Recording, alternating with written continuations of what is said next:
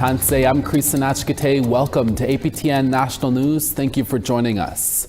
More than 2,000 people from Sandy Lake First Nation, located in northwestern Ontario, have been evacuated since the Canadian Armed Forces was called to the community on Sunday.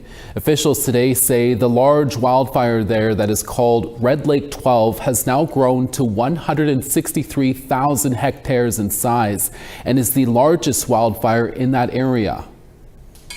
Officials say that fire is now just 6 kilometers away from Sandy Lake and it remains out of control. The province says so far there isn't enough rain to help put out the flames, and they predict it could take months to put out a fire of that size. The fire has destroyed a number of cabins and a former youth fishing lodge owned by Sandy Lake. Sandy Lake Chief and Council says phase 1 of their evacuation measures have been completed, and they are pausing phase 2, which is a full evacuation. About 200 people remain in Sandy Lake to help care for people's pets and look after essential infrastructure. Meanwhile, Sandy Lake evacuees are staying in Kapuskasing, Cornwall, Mississauga, and Trent University in Peterborough. The Dryden Creek Wildfire, burning just outside of Squamish, BC, is still out of control this week and has grown in size despite efforts to contain it. A local state of emergency has also been called for the area. APTN's Tina House has that story. Here in downtown Squamish, people are just going about their day and running errands or headed to work. But just above, along this ridgeline, is the Dryden Creek Wildfire. It was first reported on Monday afternoon and was only half a hectare. It grew to 5 hectares overnight, and now officials are stating the out-of-control wildfire has grown to 20 hectares in just 3 days. Officials believe it was human-caused. Numerous helicopters are scooping water from the nearby Squamish River in Brackendale to fly over 3 kilometers to drop on the fire that's burning alongside the Sea to Sky Highway on this steep mountainside. Houses, power lines, and a cell tower is very close to the fire. It's being driven mostly by a west-facing steep slope. This is going to be the huge challenge for our crews on this fire. There's going to be places that are inaccessible to work, which is going to make this a drawn-out event. Wilson Williams of the Squamish Nation joined us by Zoom and says Mother Nature might just be on their side at the moment. You know, a little bit of relief because the winds are blowing away from the homes and residences, especially away from the reserve lands and our villages. But there's an evacuation alert for 100 plus homes right now that are up in the mountain area where the fire is. And Larry and Vera Douglas are some of those that have received the alert. They've lived here in this house they built since the early 1980s and says it would be devastating to lose their home and neighborhood if the fire somehow changes direction. And this home style was the very first home style that was built within the Squamish Nation territories, all territories. And this is my wife's TV room. We each got our own separate TV rooms because I'm not into her shows and she's not into my war shows that I like to watch. They raised their family here and say they are just not ready to leave it. I'll grab all our family photos, right, and our important papers, of course, right, and some clothes, right. Try to take what we could, and wouldn't be very much. Of course, I'd like to get the vehicles out of here, the Harleys, of course, and the Hummer and Vera's car on the side. The Jeep. And as much personal things that we can gather, you know, like family mementos and things like that. In my heart, I want to stick it out. You know, I don't want to leave. I don't have that even in my mind to leave. I want to stay right here. Yeah. But if the current evacuation alert becomes an evacuation order, the Douglas family would have to leave as soon as possible. Larry has a message for those that are in the outdoors to take extra precaution because of the extremely dry conditions. Whether it's after team sports, barbecues, family barbecues, garbage burning fires, yard waste fires, any kind of fires. Don't do those things. Don't do those activities. Think of the larger community. Don't just think of your own selfish satisfaction. There are currently 93 fires burning across BC. Tina House, APTN National News, Squamish. First Nations leaders from across Canada will meet virtually next week to discuss the Liberal government's proposed new legislation for Bill C-5. It aims to fast-track development projects deemed in the national interest. At a press conference in Ottawa on Wednesday morning, Assembly of First Nations leaders were busy fielding questions about what may be on the meeting's agenda. APTN's Fraser Needham has more. Prime Minister Mark Carney wants C-5 passed by Parliament before the House of Commons rises for the summer. But AFN National Chief Cindy Woodhouse-Nepenak says things are moving too quickly, and First Nations need more time to evaluate how the legislation could affect their rights. We've always stood forward and helped Canada, but at the same time, when there's bills being rammed through that could affect our rights, and we just got the bill on Friday, a draft, the draft bill. We need time, of course, to legally review it, politically review it as well, and we're not being given that time. AFN Regional Chief for British Columbia, Terry Teegee, was also at the Ottawa presser on Wednesday. He says free, prior, and informed consent does not necessarily mean individual First Nations have veto power over specific development projects. No government has a veto, meaning that when we come to a decision, all governments come into the room to make a decision together. And I think, First Nations certainly, as a part of this, need to be part of the decision-making process. Teegee says if all parties take the time to build consensus, it can be achieved. But at the same time, he says Canadian governments have historically used the term national interest as a way to bypass Indigenous rights altogether. We're in the middle of a tariff war, and there's these external pressures upon Canada, British Columbia, and what have you, where there's a big push for many of these projects. However, far too often we've seen this in British Columbia, we've seen it in Canada as well, is that it's at the expense of our rights, title, and interest. Woodhouse adds the appropriate time for governments to consult with First Nations is while legislation is being drafted, not after it has passed into law. They want to push through this legislation right to the end of this month, and I think that's the wrong way to go. And even though they have committed to meet with First Nations leadership, they've committed to that for this summer. The Prime Minister himself will meet with chiefs. I think you need to do that before you pass any legislation so that they can have input. Fraser Needham, APTN National News, Ottawa. The northern Saskatchewan community of Beauval is inviting members of the media today to help reveal its plans to extend search areas surrounding the former Beauval Indian Residential School.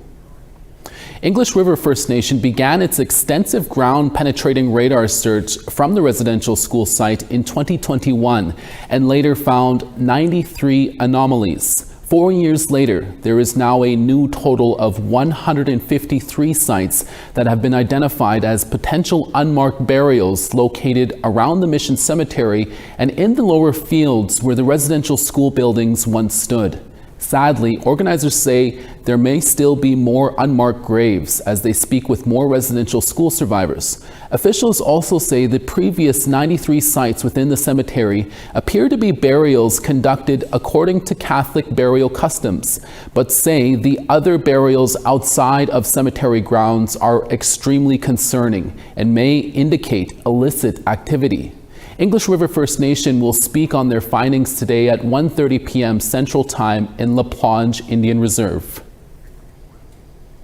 In Toronto, a controversial statue is once again looking over the grounds of Queen's Park. The monument of John A. Macdonald, Canada's first Prime Minister, had been boarded up because of repeated vandalism. But as CTV's Queen Park Bureau Chief Siobhan Morris reports, the coverings came down on Wednesday and is already creating a lot of reaction.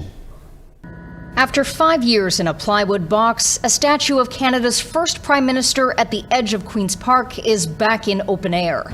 Work to remove hoarding and scaffolding began Wednesday morning.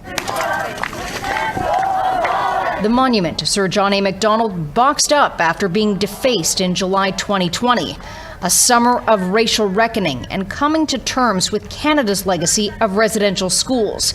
a system Macdonald was an architect of. He's a controversial figure, and he is also, the issue surrounding residential schools is still very raw for many people. Last month, a legislative committee voted to clean Macdonald and dismantle the box. There was no consensus on how to reflect on a chapter that can't be escaped. I think it's frankly an exciting day to be reminded and acknowledge our history. Ontario's only MPP from a First Nation notes the statue's return lands during Indigenous History Month.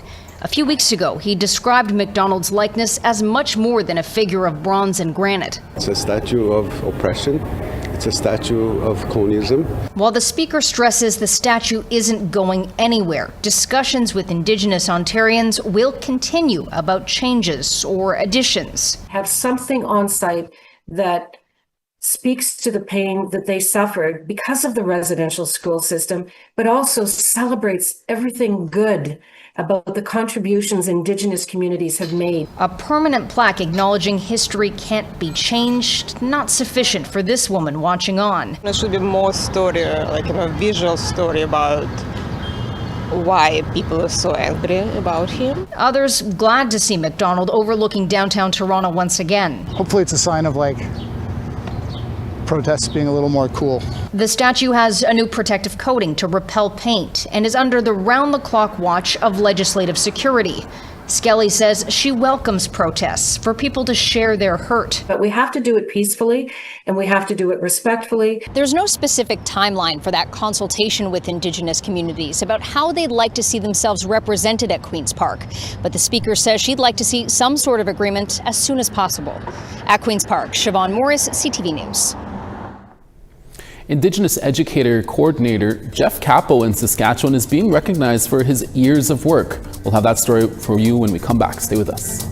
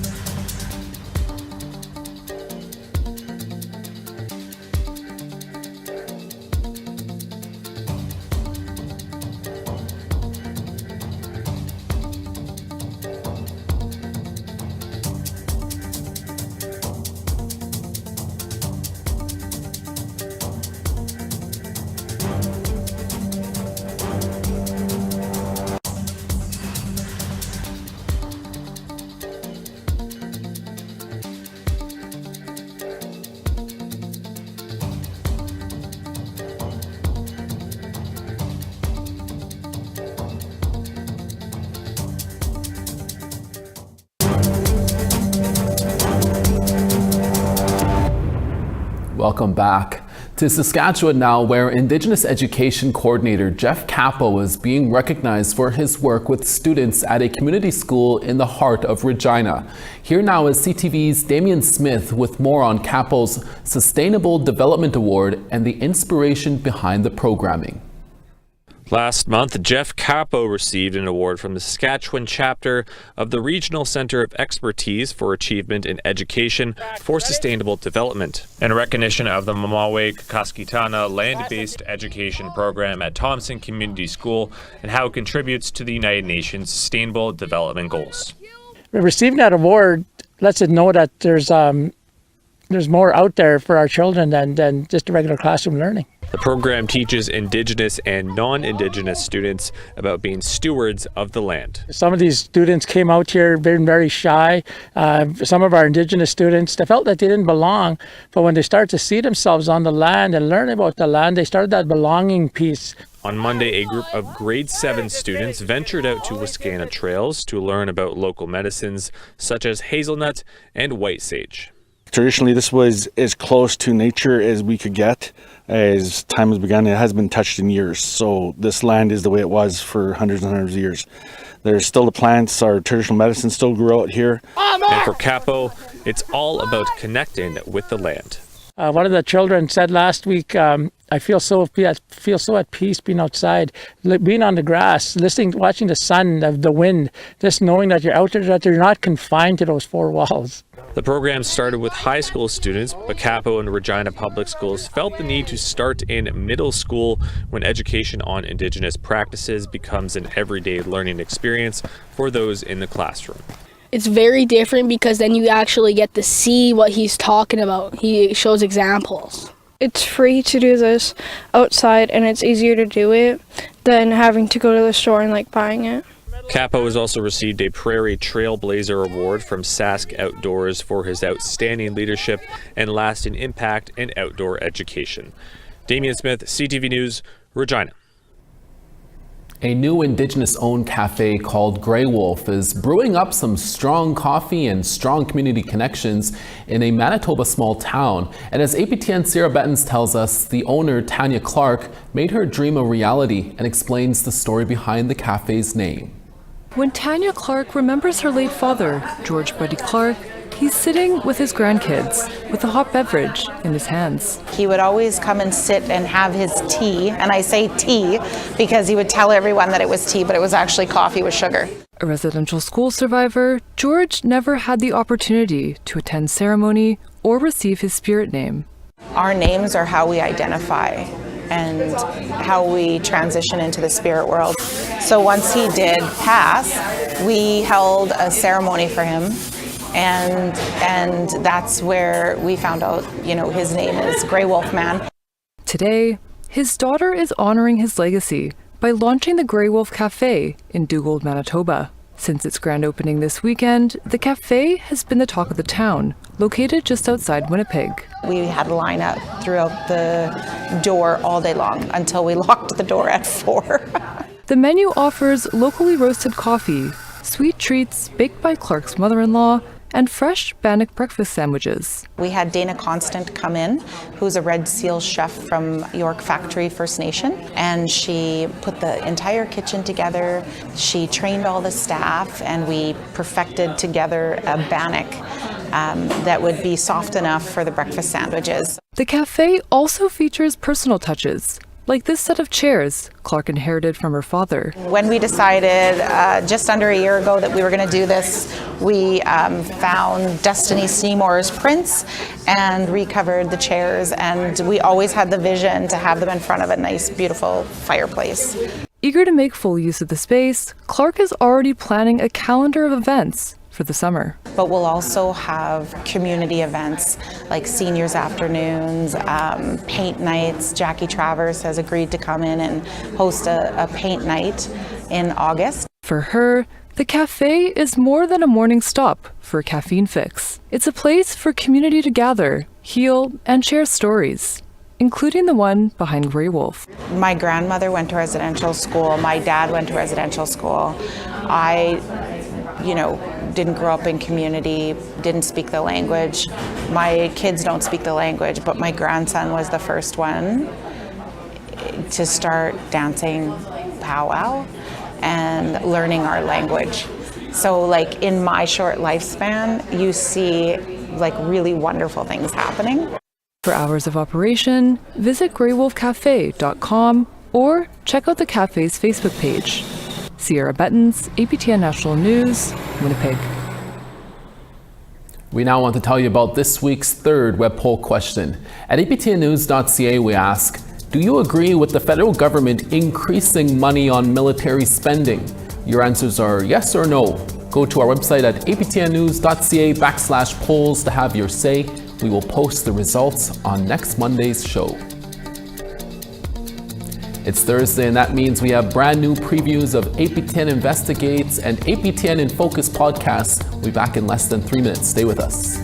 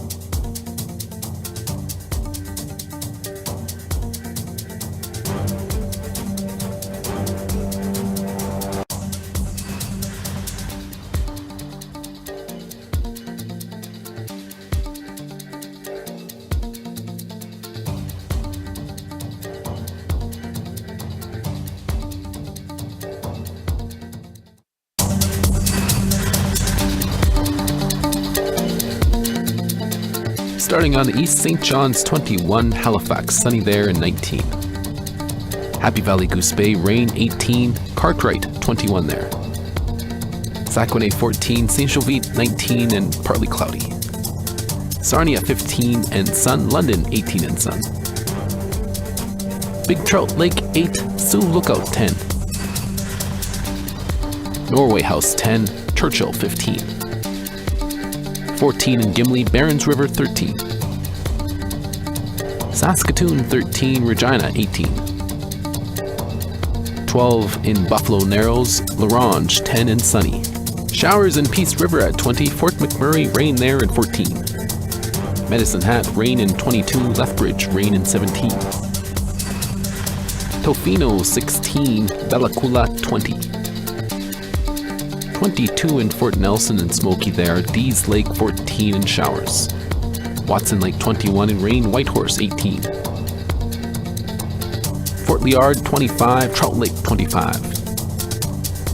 Fort McPherson 23, Inuvik 23. 6 in Whale Cove, Baker Lake 5. and Resolute -1, Aglulik +1. Thanks for staying with us. APTN Investigates is back this week with an all-new episode. APTN journalist Christopher Reed looks into the recent battle over LeMay Forest and the mystery surrounding unmarked graves at the site. Activists fought for months to protect the land from development before Manitoba Premier Wab Kinew stepped in at the 11th hour. Here's a preview.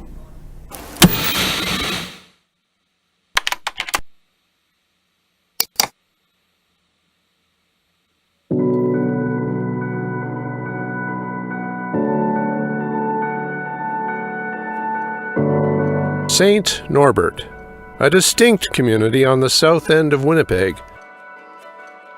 The place where Louis Riel's dream of what Manitoba should be took shape.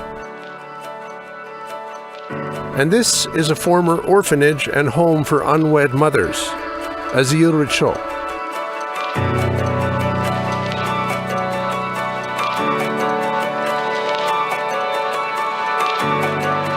The orphanage began in 1904 and stopped operating in 1948. But its impact is still being felt.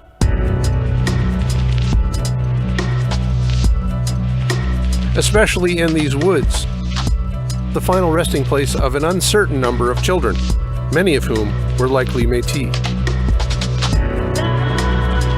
If you compare the numbers of children that died at the Asile Richaud, it is overwhelming.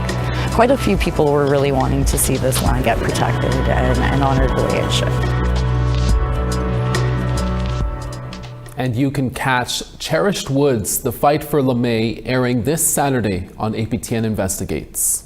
And finally for us, tattoos have different meanings for some. It can be sentimental or a badge of pride, but for others, it's a painful reminder of the past.